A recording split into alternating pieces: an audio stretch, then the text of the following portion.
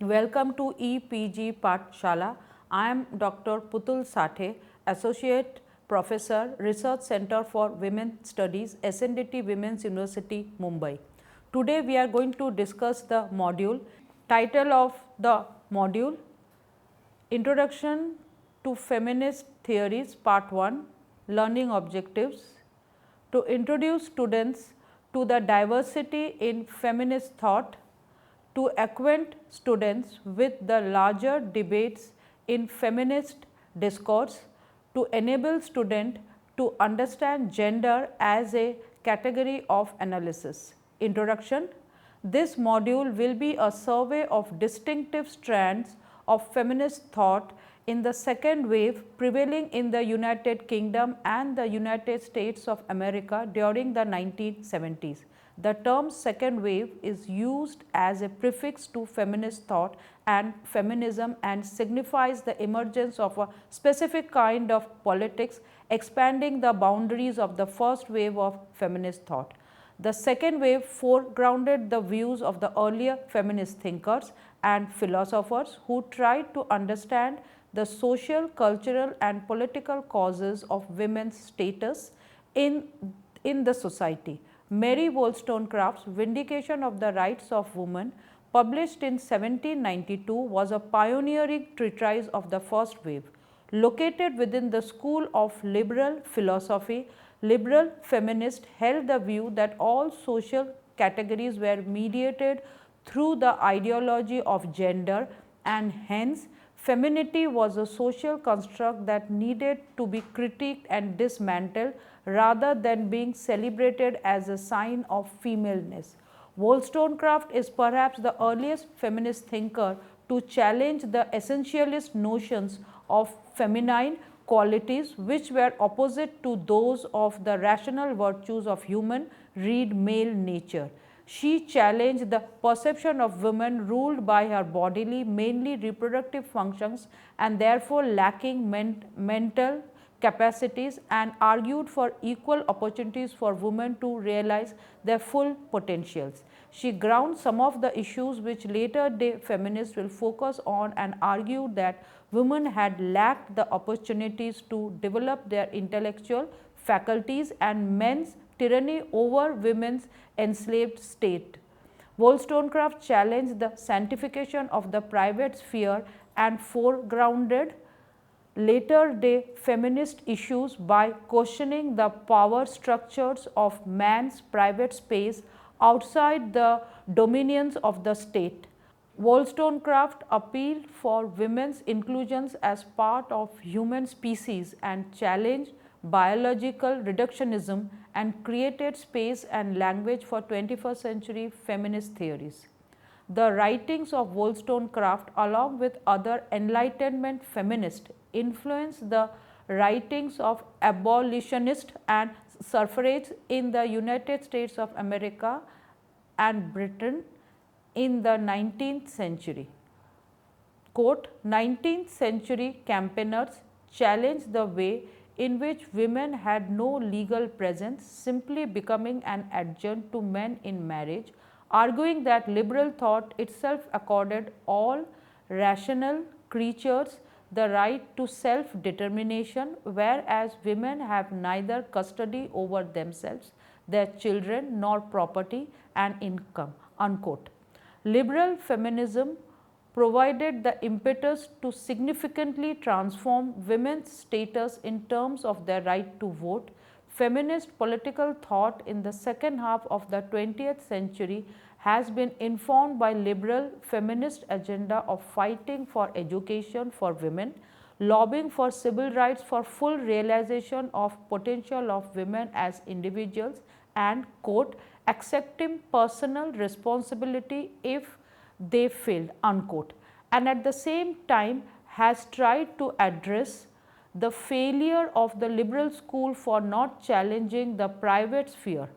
Feminist political thought of the second wave began questioning the foundation of Western democracy, which was built upon the public man and the private woman.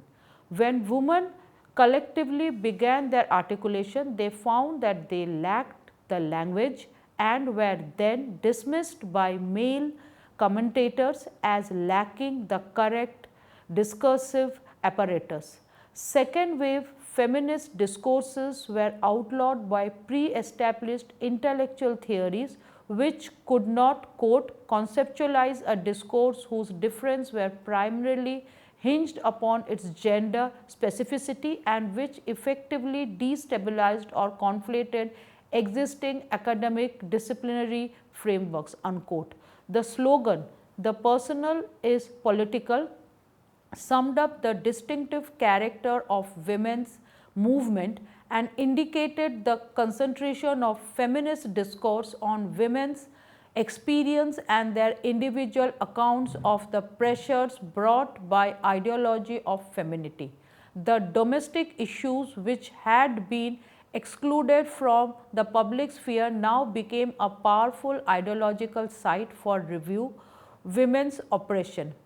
Feminist thinking in the second wave was marked by diversity and resisted categorization.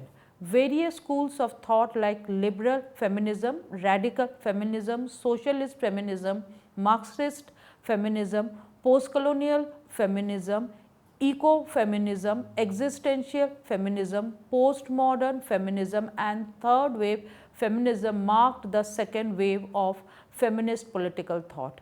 These schools of thought signal that feminism is not a monolithic ideology and feminist political thought embraces a range of approaches, perspectives and paradigms to understand women's oppression and propose solution for the same. In the next section, 4 schools of feminist thought will be discussed. Liberal feminism.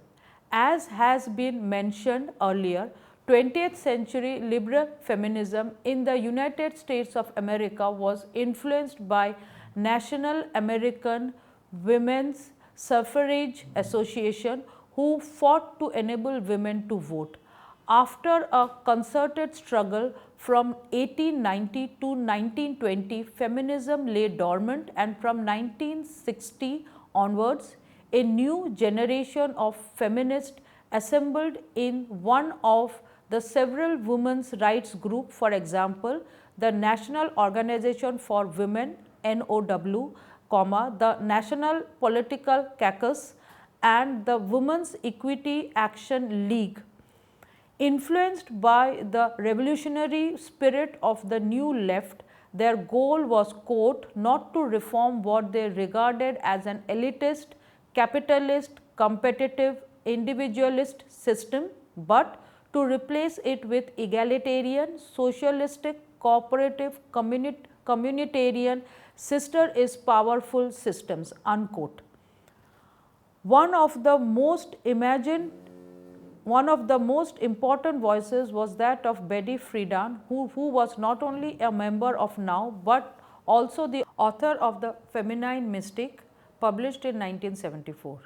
Moving beyond the radical feminist critique that liberal feminists were prone to be co-opted by male establishments and that liberal feminists were unable to provide an alternative to the powerful domination of institutions of family, motherhood and marriage, Friedan concluded that white, middle class, heterosexual, educated women needed to find, quote, meaningful work in the full-time public workforce, unquote. According to Friedan, the error in the, quote, feminine mystic, unquote, was that it overvalued the institutions of marriage and motherhood and saw them the answer to all women's human needs and desires. Therefore, it was necessary for women to interrogate these institutions and be engaged in creative work outside her house. And with some help, women like men could balance her personal duties with significant role in the public sphere. However, the feminine mystique did not address the serious issue of the difficulty faced by privileged women to combine motherhood, marriage, with public life in a situation where there was no radical changes made in the private or public sphere. Friedan, like Wollstonecraft before her, quote, sent women into the public realm without summoning men to the private domain, unquote. In her second book, The Second Stage, Friedan insisted that women needed to stop doing it all, and her solution to the superwoman syndrome was not to renounce love for work or vice versa. She advocated second stage feminism, which would require women to work with men in order to escape the excesses of the feminist mystique, which denied the core of women's personhood that is fulfilled through love, nurture and home, unquote, and to avoid the excesses of the feminine mystique, quote, which defined women solely in terms of their relationship to men as wives, mothers and homemakers, unquote. The major critique of this position is its understanding of human beings remain androcentric, and the aims of feminism is identical with humanism. Also, the classical welfare approaches to combat gender discrimination depended heavily on legal remedies, which did not address the structural and attitudinal impediments to women's progress. Beth Edelstein, in her essay titled Why Cannot a Woman Be More Like a Man, pointed out three major flaws of this position. First, its claim women can become like men if they set their minds to it. Second, the claim that most women want to become like men. And third, its claim that all women should want to become like men to aspire to masculine values. Secondly, according to Alison Jagger, the concept of the self, according to liberal feminists, was a rational, autonomous self and was essentially a male self with its adherence to normative dualism that privileged mental activities over bodily activities. Liberal school of thought privileged mental activities and its function over sexual division of labor and alienated women from her reproductive and domestic roles. And lastly, liberal feminism spoke only to white, heterosexual, middle class women. As has been pointed out by Angela Davis, that for many black women, domestic work in their homes was preferable to domestic work in white women's homes, and they would like to embrace the value of white middle class suburban homes. Finally, liberal feminism, for all its limitations, has resulted in many legal and educational reforms that has improved the quality of life for women, although there is, quote, more to feminism than educational and legal reforms aimed primarily at increasing women's professional and occupational status, unquote. The next school of thought is radical feminism. Radical feminism attacked the male-dominated society while evolving in different directions. It drew attention to the ways in which men tried to control women's bodies and how female sexuality had been constructed to serve men's needs, wants and interests. Radical feminists inferred that women's subordination was the oldest and predated all other types of oppression. Dissatisfied with the psychological explanations and, quote, searching for a materialistic account, it was inevitable that radical feminists should look to biology to provide an explanation, unquote. The most distinctive and original of the biologically based theories has been constructed by Shulamit Firestone. In her book, Influenced by Marxism, Firestone provided an account of women's subordination that is both historical and materialistic. According to her, Marxism has focused primarily on how production of food, shelter and clothing was organized, but had said little about procreation. She claimed that economic reality was psychosexual and concluded that, quote, primary class division is that between women and men, unquote. The ultimate goal of feminist revolution should be to create an androgynous society which would obliterate sexual roles. With the disappearance of sexual roles, the biological family will also withstand her, and so will the need to, quote, impose genital heterosexuality as a means of ensuring human reproduction, unquote. The demise of family as a reproductive unit will also lead to its decline as an economic unit. However, Firestone's critics argue that women's oppression was not caused by female biology, but in man's control of that biology. This control could also become total depending on the type of technological development. Mary O'Brien asserted that, quote, if women is to free herself from man's control, she had to understand that the source of her oppression is also the source of her liberation, unquote. To counter men's control over birthing through technology, radical feminists conceded that since biology was one of the constitutions which defined women's identity, biological motherhood was a highly valuable activity. They distrusted reproductive technology since it would increase men's control over women. Radical feminists supported biological motherhood over artificial motherhood, but at the same time they condemned the institution of biological motherhood as constituted by patriarchy since it corrupted the experience of mothering.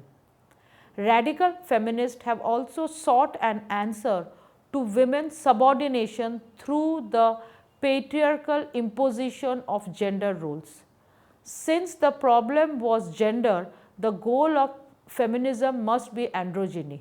Kate Millett, in her book Sexual Politics, argued that to eliminate male control, men and women have to eliminate gender, specifically sexual status, role, and temperament, as it has been constructed under patriarchal ideology, and look forward to an androgynous future, and coined the word unisex. Mary Daly, in her book Gin Ecology, has argued that women need to only strip away the false identity of femininity that patriarchy had constructed for her and embrace her femaleness, and thereby challenge the woman-hating values of patriarchy by turning them on their head. Lesbianism for radical feminists served as a paradigm for female sexuality, and it was more than a personal decision. It had political implications because for feminists, sex was not a personal, private matter, rather, quote, it is a political matter of oppression, domination, and power, unquote.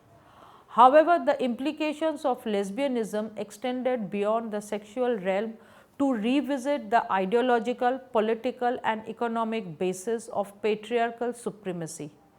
Radical feminists have been criticized for perceiving human biology in an ahistorical manner and thus pushing sexuality, childbearing, and child rearing in the realm of nature. Human biological constitution is a constant variable influenced by the changes in human social life. Secondly, lesbianism has been criticized on the ground that absolute separatism is not desirable because women should challenge patriarchy by confronting it rather than isolating themselves from it.